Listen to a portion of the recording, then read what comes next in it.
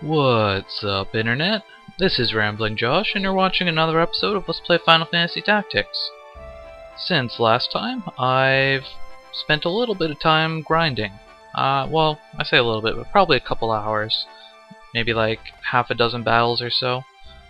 And I basically got everything that I wanted, and I promoted all of my squires to different classes.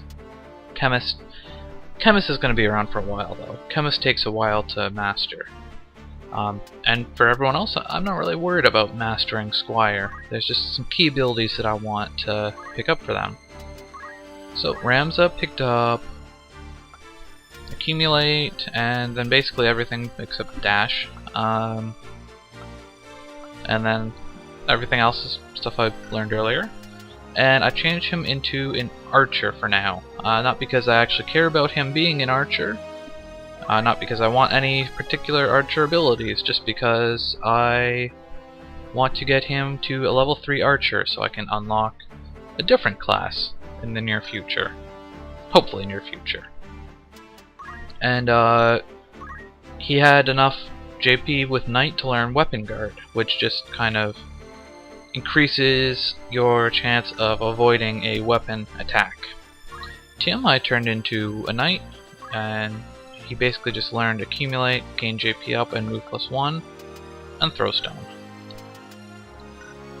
And Brett is a wizard, and I've taught him Ice and Ice 2, and I'm probably going to teach him the other base elemental spells next, and then continue on learning the next levels of Ice.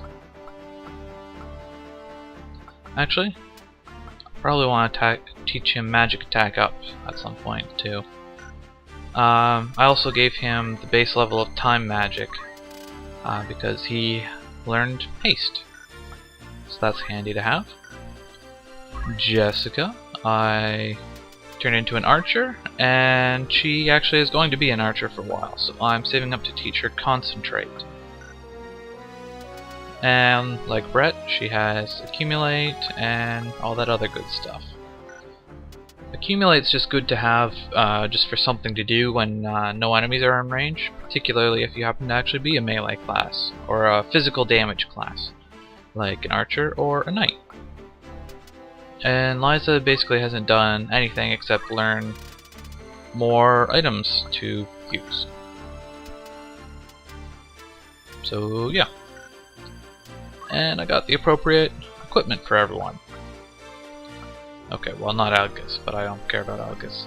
I ended up buying an extra bowgun and an extra escutcheon because archers can use an escutcheon when they're using a crossbow.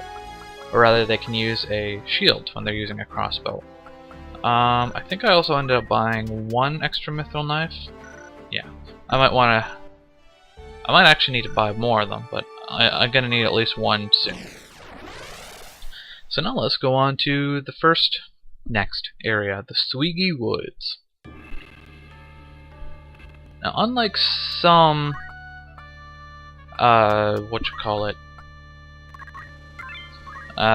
areas, red dot area thingies, the Sweegy Woods isn't actually a scripted battle. It's basically just a normal random battle that happens to have a short scene at the beginning of it. The enemies that you fight are completely random, and their levels will be around the same level as you.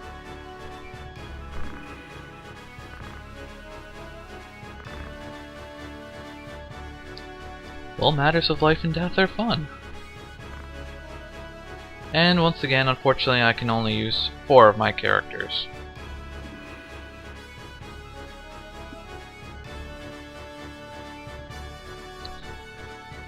And I would have showed off a random battle in the Mandalia Plains, since that's where I was grinding, but truth be told, the enemies that you fight there are entirely mundane, and almost like you can fight them pretty much anywhere else in the game anyways. It's basically just Red Panthers, like that fella that just went, and goblins. Or what are they called? Red goblins? Just goblins. I don't think you can fight black goblins there. You can also fight chocobos, but I will show chocobos when I can. So let's have Rams move up here.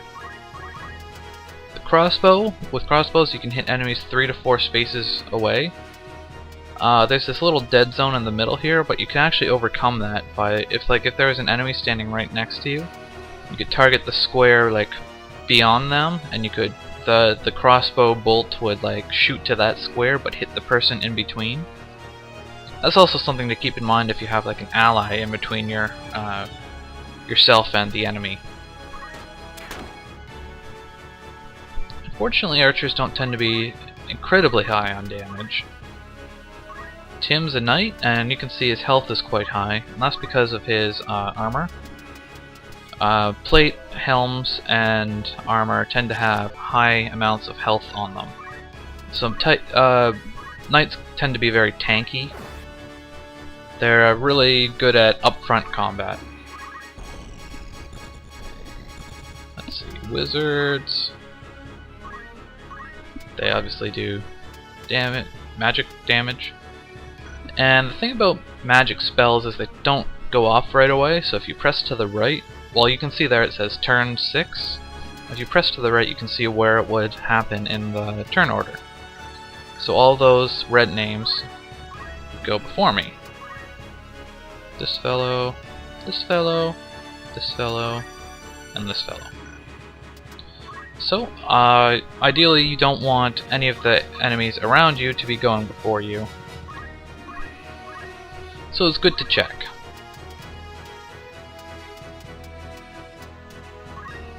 And I used ice, and I've learned ice for him so far largely just because goblins are weak to ice. So you can usually one-shot a goblin with a relatively weak ice spell. Goblins also tend to be kind of slow.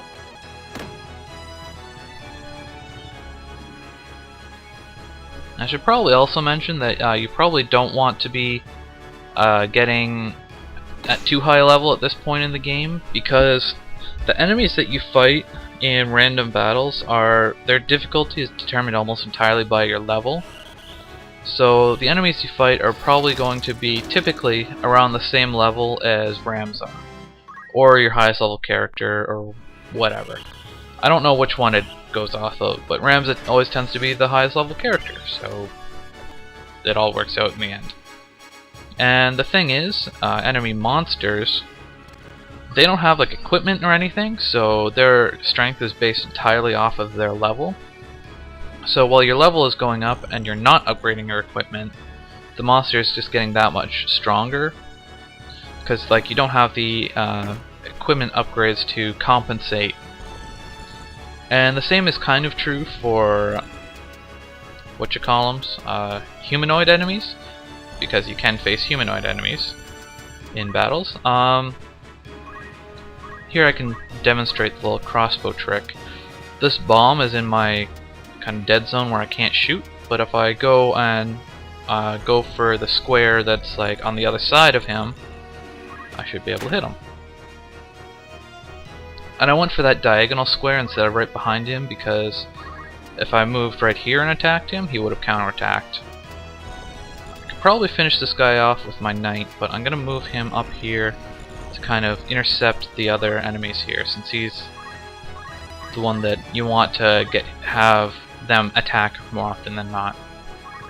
Anyways, as I was saying, humanoid enemies, the equipment that they're wearing is based off of their level. So if their level is significantly higher than yours, or if their level is based off of your level, and if your level is significantly higher than it really should be for that point in the game, then they're probably going to have way better equipment than you. And here I'm using Ice 2 because it does a little bit more damage, and it's enough to one-shot this guy. And it's a little tricky trying to target it because it goes in like a little cross pattern. And if I go there, it attacks my chemist as well. If I go there or there, it attacks Rams as well. So I'm going to put it there. That hits Algus as well as the bomb, but I really don't care. I guess I probably could have put it there and just moved my chemist, but what are you gonna do? Sometimes it's a little hard to see all the opportunities when you're talking. So basically, what I'm trying to say here is the more you level up, random enemies are going to level up. They're going to become more powerful faster than you unless you're progressing in the story enough to unlock new items and shops and whatnot. So you don't want to get too far ahead of kind of the level curve for the story missions.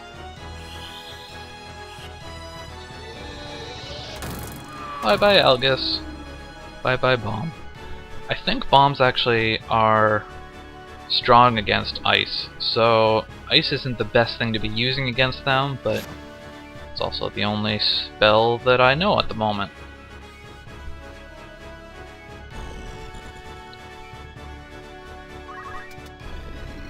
Let's see, any of these guys weakened up at all? He is. Let's take him out. I hope this little stump in the middle is not going to be a problem. I guess it ended up being a problem.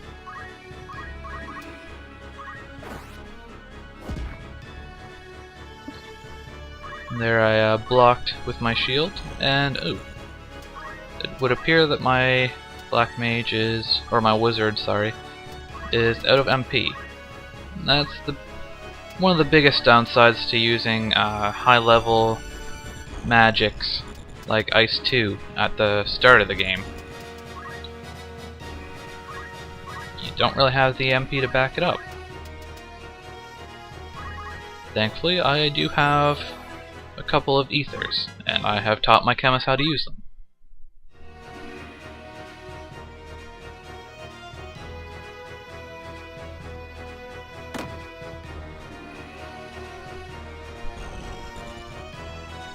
Rams is doing a pretty good job of soaking up damage for an archer.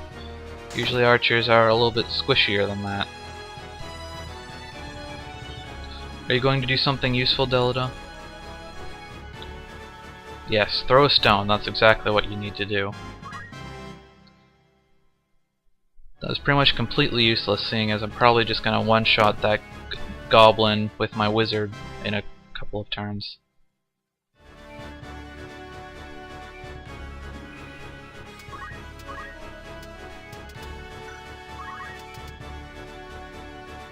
I guess I'm not gonna one-shot it. Oh well. Maybe I can with Ice 2? Not quite. Okay. Got off easy this time, Delida. You weren't quite as useless as I thought. Send Rams after this dude to finish him off. Or not.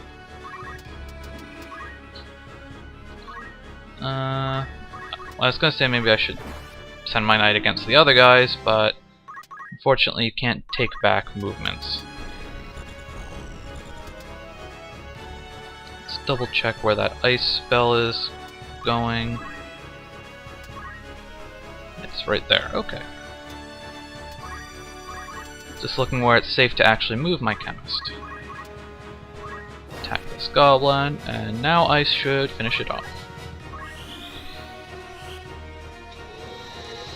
Oh, and if you're wondering, the reason why I'm not resurrecting Algus is because guest characters can't actually permanently die. If you can see, there's well, for a moment there was a little stars above his head as opposed to numbers, and that's just to show that they won't ever actually turn into a crystal. So they're basically just there to be useless. I'm not too worried about the placement for this spell because it's the turn order works out that it goes off pretty much immediately, and it does enough damage to finish off this bomb.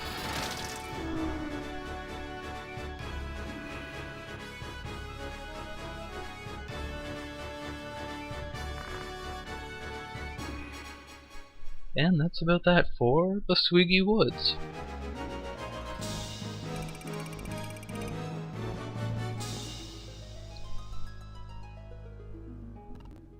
And so, with that, I will catch you next time on Let's Play Final Fantasy Tactics.